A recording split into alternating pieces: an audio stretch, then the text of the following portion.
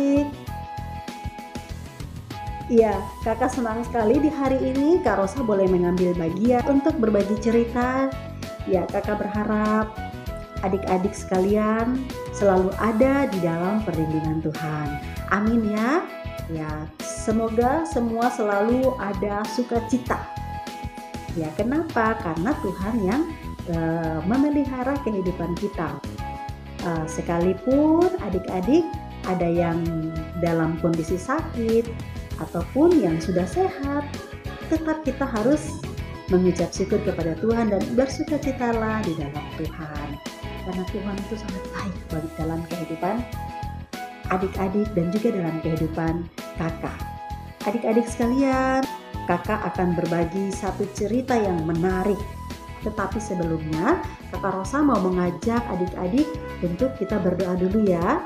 Kita minta tuntunan Roh Kudus untuk dapat mendengar dan merenungkan akan cerita dari firman Tuhan.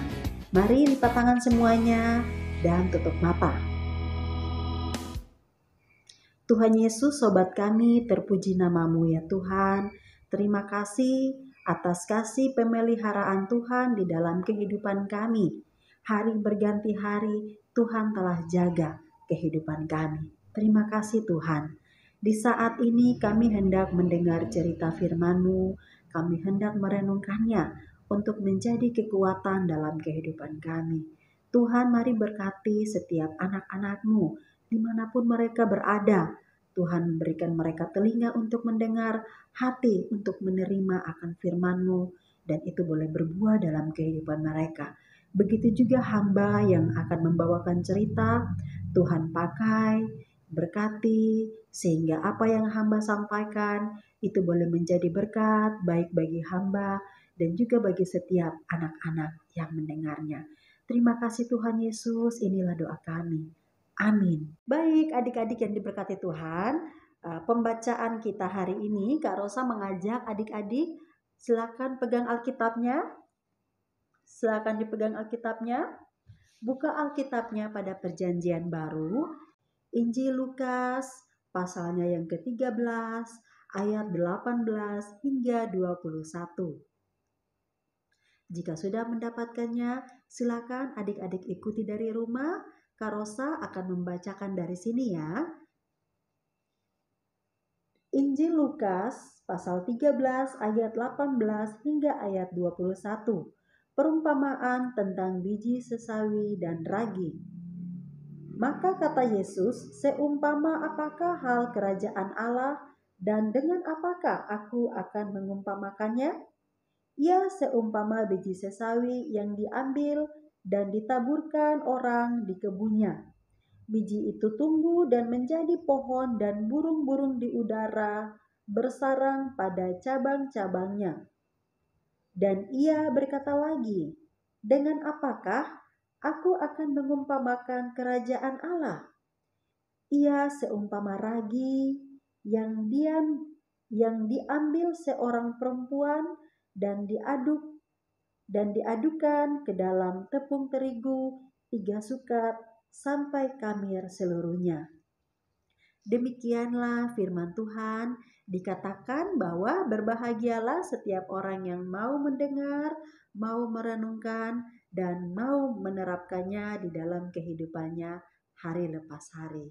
Tuhan memberkati kita semua. Ya, baik adik-adik. Pembacaan kita yaitu adalah perumpamaan yang Yesus gunakan untuk bisa menggambarkan kerajaan Allah. Ya, jadi Yesus menggunakan gambaran tentang ada yang disebut dengan biji sesawi dan juga ragi.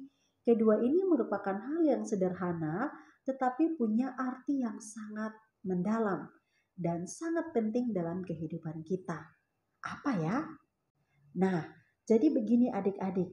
Kalau kita lihat bahwa pohon sesawi ini ada di Palestina, dia berasal dari sebuah biji yang kecil. Nah, biji sesawi itu sangat kecil. Ketika dibuang ke tanah, dia akan bertumbuh semakin besar dan tingginya itu kira-kira setinggi 3 meter. Dan 3 meter itu kalau adik-adik perhatikan di dalam rumah, itu dinding rumah mulai dari bawah sampai ke bagian atas dari dinding rumah, ya kurang lebih itu 3 meter. Rata-rata seperti itu. Dan seperti itulah gambaran pohon sesawi. Nah, pohon sesawi dia bertumbuh mulai dari biji yang kecil, kemudian menjadi karena setinggi 3 meter maka disebut dengan pohon.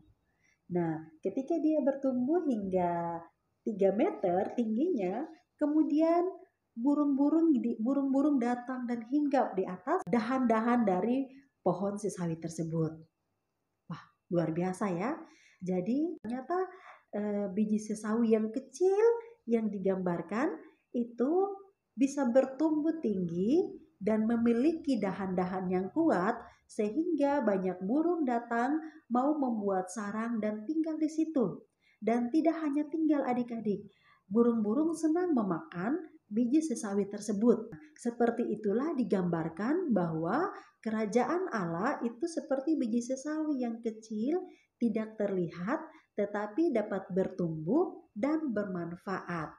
Nah, kita sebagai anak-anak Tuhan diminta untuk bisa seperti biji sesawi, walaupun masih kecil, tetapi kita bisa menjadi contoh yang baik di tengah-tengah kehidupan kita semua. Sehingga orang melihat pertumbuhan kita yang baik semakin besar dan juga bermanfaat bagi orang-orang di sekitar kita. Iya, itu yang pertama tentang gambaran biji sesawi. Yang kedua, kerajaan Allah itu seperti ragi. Adik-adik yang dikasihi Tuhan, ragi itu dipakai dalam adonan ketika akan membuat kue. Nah, kalau adik-adik coba cek kalau ada yang suka bantu mama atau bapak untuk masak di rumah, ada yang mungkin pernah bantu orang tua ya untuk buat kue. Nah, ketika menggunakan ragi itu tidak banyak, hanya pakai sedikit saja, pakai sedikit, tetapi yang ragi yang sedikit itu dia akan tercampur dengan semua adonan.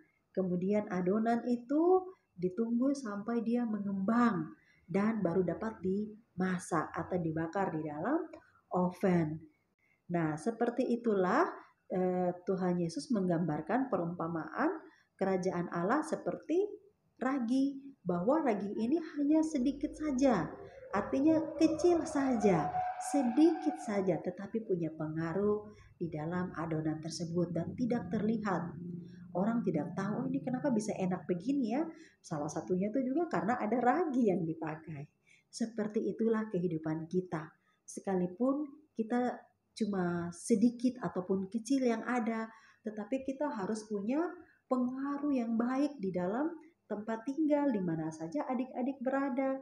Harus punya pengaruh yang baik supaya mencerminkan kerajaan Allah. Kita dipanggil untuk melakukan dua hal, yaitu bagaimana menjadi biji sesawi dan bagaimana menjadi ragi. Nah,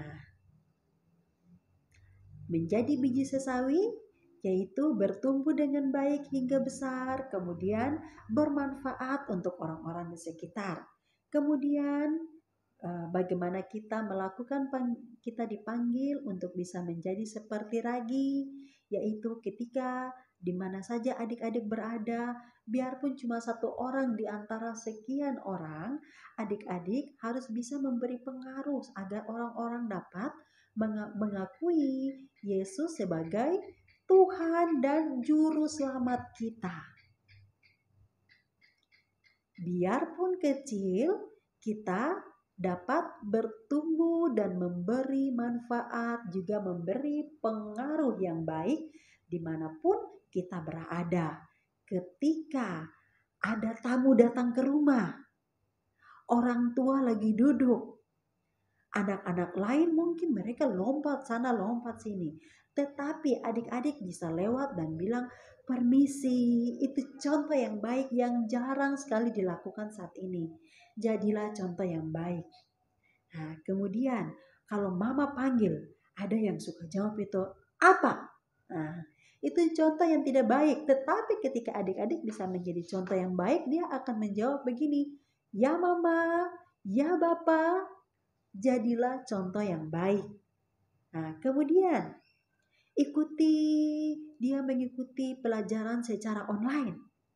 Itu dia bisa hadir tepat waktu sekalipun dari rumah. Tidak banyak bolos-bolos. Bikin tugasnya dengan baik. Itu adalah contoh yang baik. Kemudian bisa mempengaruhi yang lain.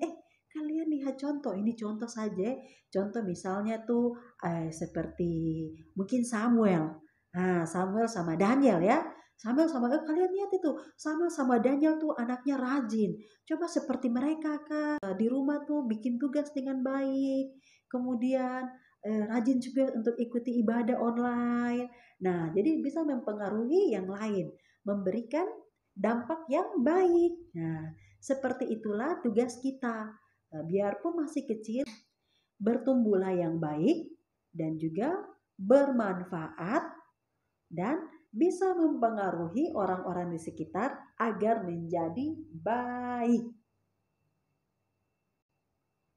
Bisa adik-adik? Kakak yakin bisa.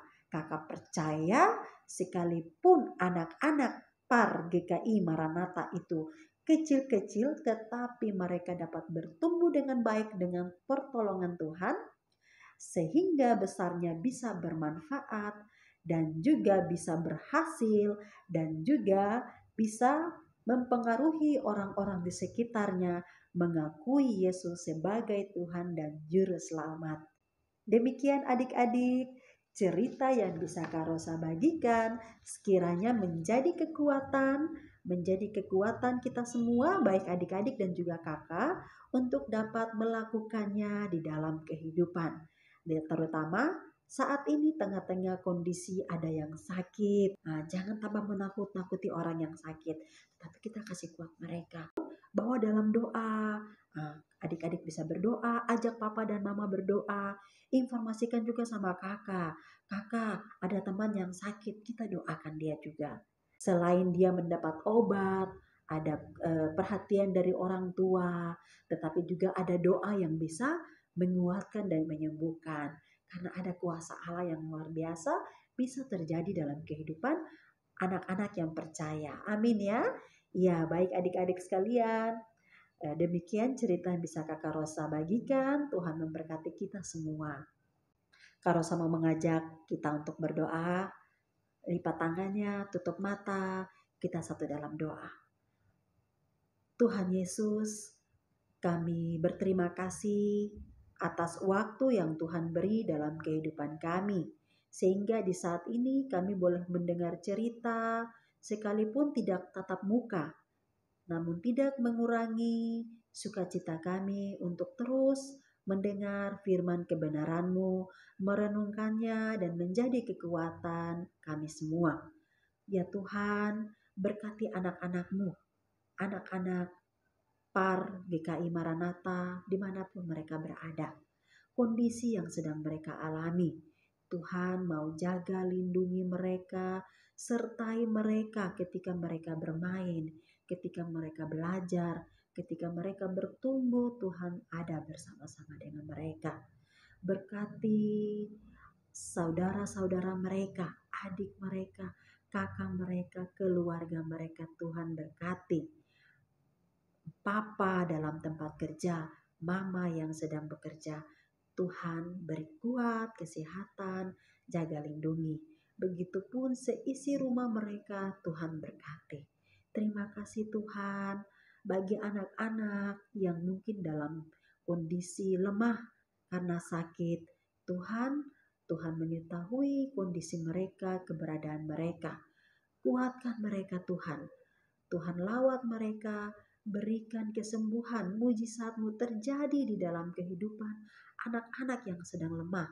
Sehingga ada sukacita sendiri yang bisa mereka alami lewat kesembuhan dan harapan kepada Tuhan. Dan itu boleh menjadi sukacita untuk hormat dan kemuliaan nama Tuhan. Terima kasih Tuhan Yesus. Inilah kehidupan kami. Hamba serahkan seluruh pelayanan kami yang dilakukan secara online ini, biarlah Tuhan terus memberkati sehingga kami dapat menjangkau setiap anak-anak Tuhan. Terima kasih Tuhan, ampuni salah dan dosa kami. Hanya dalam nama Yesus kami berdoa. Amin. Baik adik-adik, Kakak rasa rindu sekali kita bisa bertemu kembali. Semoga kondisi ini cepat pulih. Semoga yang sakit cepat sembuh. Semangat, saling memberi semangat. Jangan lupa bahwa ketika kita bersuka cita, itu dapat memberikan imun tubuh menjadi baik. Nah, kalau keluar rumah jangan lupa lengkapi protokol, pakai masker, sampai di rumah atau dimanapun ketika sempat cuci tangan. Kemudian bersalam-salam yang sehat saja. Jangan lupa cuci tangan sebelum makan juga ya. Nah, selalu jaga prokes.